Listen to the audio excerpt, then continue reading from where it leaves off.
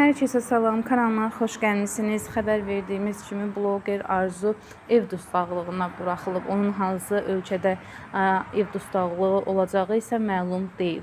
Amalın bacısı və həyat yoldaşı barışmağa razı olsa da onun hansı hərədə barışmağa razı deyil. Həmin görüntüləri sizlərə təqdim edirəm. Maşın çok uzaktadır. Bir tane ev, maşın yok.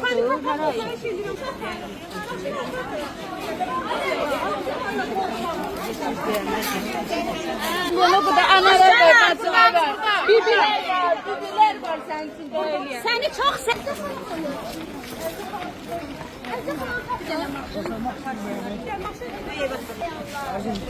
Daima yanımda olacağım. Daima sana göre yayımlar açacağım. Sağ olun.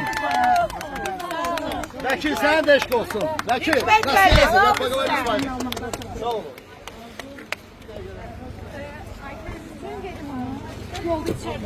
Evine gelin. Ağzını yeme, ağlama. Sağ ol.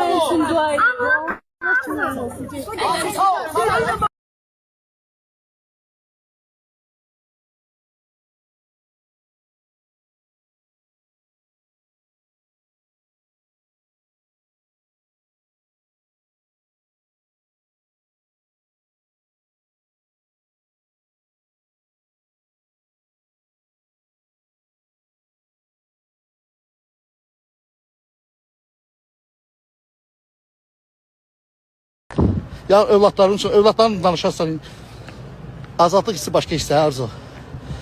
Allah ailədə can sağlığı versin, səbir versin. Siz də azadlığınız əbədi olsun. İnşallah məhkəmədə sevinən tərəfsiz olarsınız. Arzum və ilk xəbəri biz verdik əziz izləyicilərim. Arzumla. Baxın.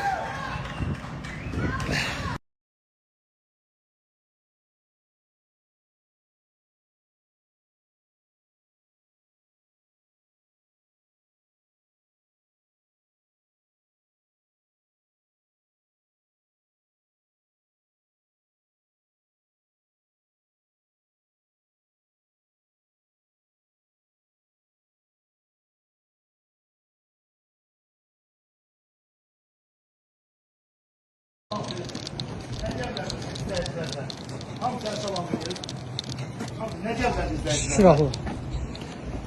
Videonu çəkmənə göndərsən. Nə deyir? Allah'a şükür olsun. Canlı qoşma. Bütün Azerbaycan sevilir. Vallahi. Arzu nə deyə bilərsiniz izləyicilər? Arzu. Ha? Raul, mən video çək, Raul. Ben video çək göndərərsən. Arzumu çək, Raul. Arzumu çəkmənə göndərsən.